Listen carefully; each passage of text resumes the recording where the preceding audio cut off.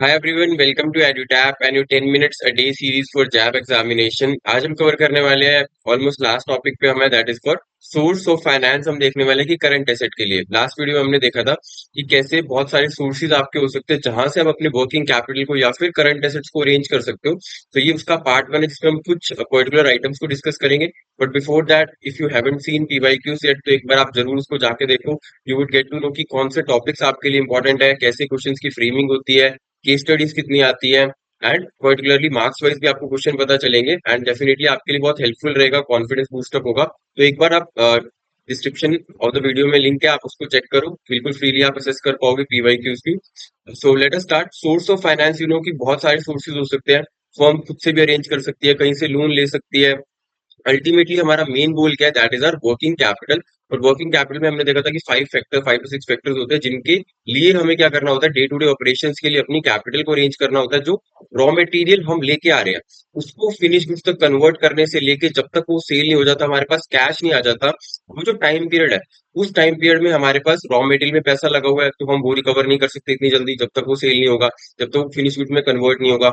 हमने जो सेल भी कर दी उसमें भी हम मोस्टली क्या करते हैं, क्रेडिट सेल करते हैं, तो डेटर्स बन जाते हैं। डेटर से भी हमारा पैसा क्या हुआ हुआ है, रुका हुआ है, तो उसको भी हम इतनी जल्दी रिकवर नहीं कर सकते। तो उस टाइम पीरियड के लिए जो पैसा हमें रिक्वायर्ड होता है फॉर वर्किंग कैपिटल को मैनेज हमारी वर्किंग कैपिटल साइकिल को मैनेज करने के लिए, दैट इज नोन एज, जो वर्किंग कैपिटल के लिए हमें पैसा चाहिए।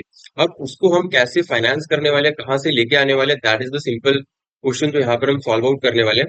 सबसे पहला जो सोर्स है दैट इज फर्म का खुद का कैपिटल फंड्स, वो अरेंज करने वाले हैं, दैट इज।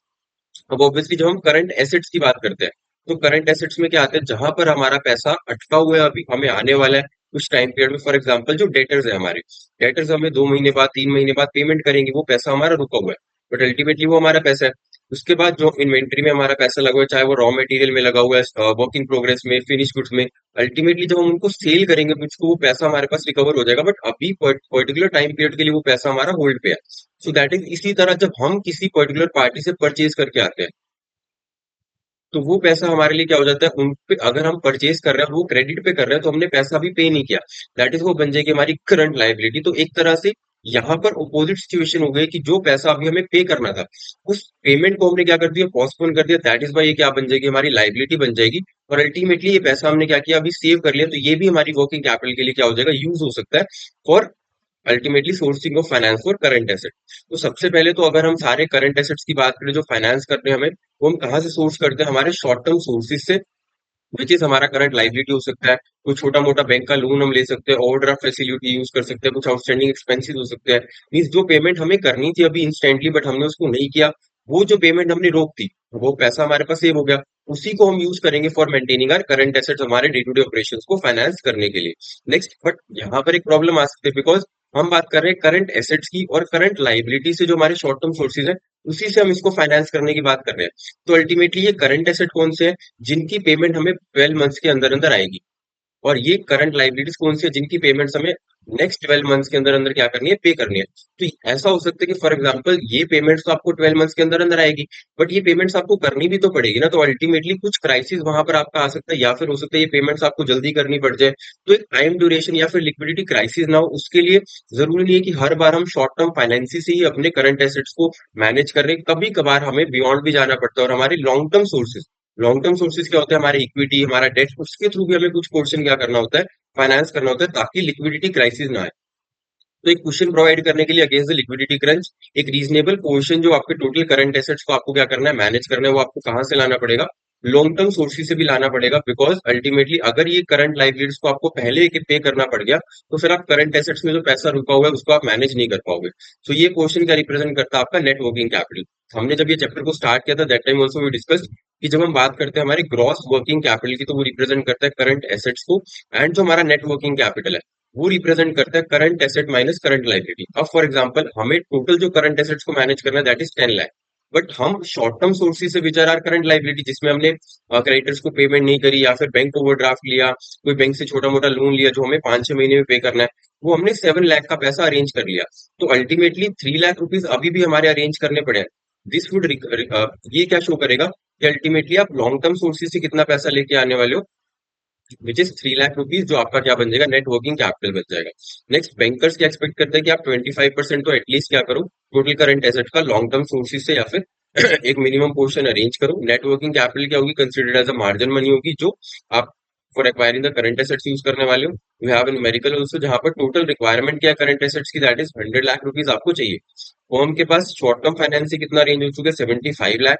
एंड अब बाकी का जो अरेंज करना है ऑब्वियसली दैट इज 25 लाख। फिर आप कहाँ से अरेंज करोगे, अपने लॉन्ग टर्म सोर्सेज से अरेंज करोगे। And you have been asked कि आपका नेटवर्किंग कैपिटल कितना होने वाला है, so that would be 25 lakh. And आपसे पूछा गया what will be the current ratio of the firm. तो करंट रेशियो का फॉर्मूला दैट इज बिल्कुल simple, current asset upon current liability आपको करना होता है। तो यहाँ पर आपके करंट एसेट्स कितने हैं, that are 100 lakh rupees. And आपकी जो करंट लाइबिलिटी है बेचारे शॉर्ट टर्म फाइनेंस में कितना हो जाएगा, 75 lakh. So you can simply calculate, and आपके पास यहाँ पर करंट रेशियो भी आ जाएगा। Next we have other sources जो बहुत सिंपल रहने वाले, एनुअल्स, व्हिच मींस कि कोई पेमेंट जो आज हमें करनी थी, कोई लाइबिलिटी जो आज अराइज हो चुकी है, उसकी पेमेंट डेट आ चुकी है, बट हम उसको आज ना करके उसको फ्यूचर के लिए क्या कर रहे हैं, प्रोस्पोन कर रहे हैं। फॉर एग्जाम्पल, कोई रेंट मुझे आज देना है, अब इस रेंट की डेट आ चुकी है, बट मैं बोलता हूँ कि मैं अगले 2 महीने तक रेंट नहीं दे पाऊंगा, तो वो रेंट की जो payment, for example 10,000 rupees rent है जो मुझे आज की डेट में पे करना था, नेक्स्ट मंथ पे करना था, वो 20,000 रेंट मुझे आज पे करना था, बट मैं उसको पोस्टपोन कर रहा हूँ। तो वो 20,000 भी मेरे लिए क्या यूज हो सकता है, एज अ करंट एसेट्स का सोर्स वो यूज हो सकता है। तो एक्चुअल रिप्रेजेंट करता है एक लाइबिलिटी फॉर्म की, जो ऑलरेडी अकर्ड हो चुकी है, उसकी पेमेंट डेट आ चुकी है, बट हम उसको कब करने वाले हैं, इनकर कुछ टाइम के बाद हम उसको पेमेंट करेंगे। फॉर एग्जाम्पल, टैक्स एक्रूज भी इसका एक एग्जाम्पल हो सकता है। फॉर्म ने प्रॉफिट अर्न किया, बट अल्टीमेटली प्रॉफिट अर्न करते ही आपको पेमेंट नहीं करनी होती है, पूरा साल जब खत्म होता है उसके बाद आप क्या करते हो, टैक्स की पेमेंट करते हो। अगर बैलेंस शीट के अंदर ये आएगा तो कहाँ पे आएगा, obviously it is a liability. तो ये आपकी लाइबिलिटी साइड हो तो बैलेंस शीट में आने वाला है, as a short term source आपका आएगा, बिकॉज अल्टीमेटली आपको 1-2 महीने के अंदर, 3 महीने के अंदर इसकी पेमेंट डेफिनेटली करनी होगी।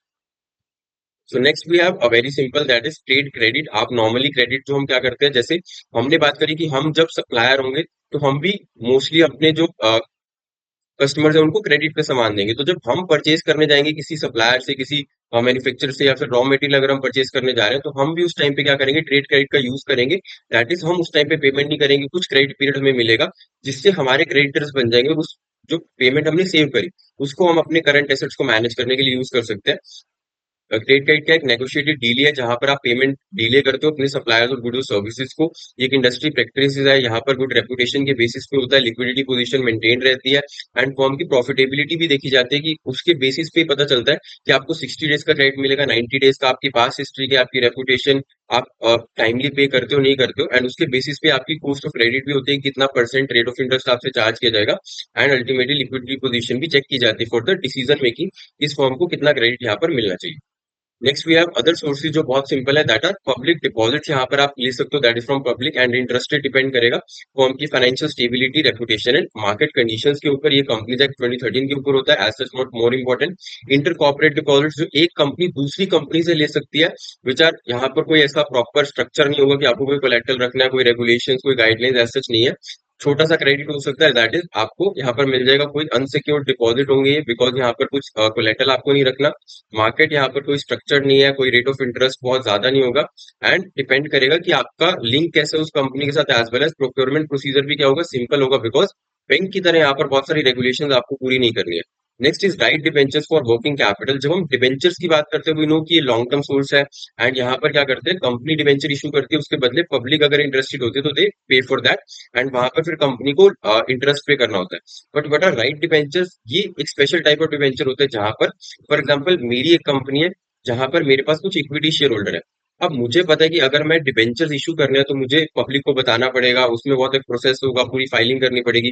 बट मैं क्या कर सकता हूँ, इन्हीं इक्विटी शेयर होल्डर्स को एक चांस दे सकता हूँ कि आपके पास मेरी कंपनी के शेयर्स है, you are the owners of the company, and आपको मैं क्या करता हूँ, मैं डिबेंचर्स के थ्रू कुछ और चीज डॉक्यूमेंट इशू करता हूँ, एंड उसमें आप क्या कर सकते हो, कुछ और पैसा लगा सकते हो। दैट इज वाई कंपनी का भी यहाँ पे बेनिफिट हो जाएगा कि उनको क्या मिल जाएगा, बिना किसी टफ प्रोसीजर के, गाइडलाइंस के, रिस्ट्रिक्शंस के, यहाँ पर उनको पैसा मिल जाएगा विद द डिबेंचर्स। तो जो डिबेंचर्स आप अपने इक्विटी शेयर होल्डर्स को इशू करते हो, that are known as right debentures, can be issued by public limited companies to उनके खुद के शेयर होल्डर्स को इशू करते हैं। So this was all about जो हमने सोर्स ऑफ फाइनेंसिस के बारे में स्टडी किया। एंड एज यू नो कि अगर आपको कोई भी गाइडेंस चाहिए, you can visit the Edutap website, जहां पर आपको बहुत सारे वंडरफुल कोर्सेज मिलेंगे। You can visit the zap section, यहाँ पर आपको जैप कोर्सेज दिखेंगे जो भी करंटली रनिंग है।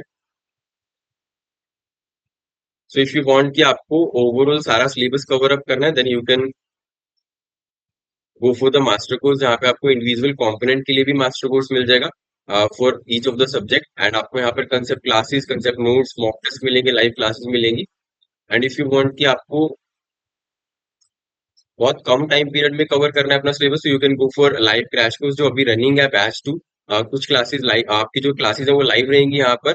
मॉर्निंग एंड इवनिंग के अंदर 15 लेक्चर्स के अंदर आपका हर एक पर्टिकुलर कंपोनेंट कवर होगा। लाइव क्लासेस विद दैट आपके कंसेप्ट नोट्स होंगे, solve PYQs, full length test आपको मिलेंगे। विद प्रॉपर अंडरस्टैंडिंग आप टीचर से कनेक्ट भी कर पाओगे। बट इफ यू वांट कि आपको मास्टर कोर्स ही चाहिए एंड सभी सब्जेक्ट्स का कंबाइंड चाहिए, सो you can go for that also. आपके लिए रियली बेनिफिशियल रहेगा। तो जो भी चीज आपको लगता है कि जो भी कोर्स आपके लिए बेनिफिशियल रहेगा, you can go for that. Thank you so much for watching this video.